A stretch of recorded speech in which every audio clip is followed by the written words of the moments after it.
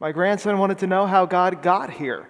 He said like it's how the chicken came before the egg. Here, very first words in the Bible, Genesis chapter 1, verse 1, in the beginning, what? Oh boy. It's New Year's Eve. It's early, yeah. It's been a long week. Let's give them some time. It takes 8 o'clock always takes a little while to warm up. All right, so we'll try it again. All I need is just the one word after what I say. In the beginning, what? God. Okay.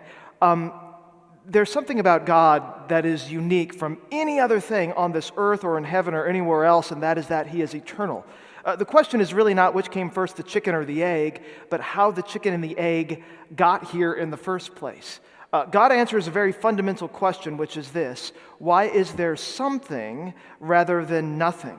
Because in order for there to be something, there has to be something, or we know as Christians, someone who has always existed, who has always been there to get everything else moving into motion. And so that is the answer that God gives, not just to what comes first, but why there is anything in the first place. Now that also brings up a really important sort of an understanding. And that has to do with the purpose of the Bible. The Bible is not God's gift to us to answer all questions about existence or all questions about God.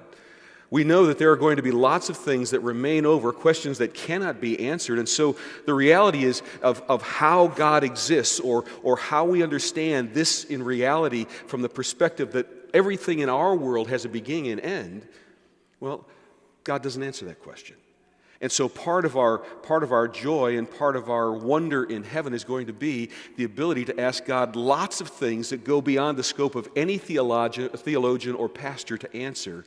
And so, as Pastor Zach said, we know from God's Word that God was there in the beginning and that everything that was created through the Word.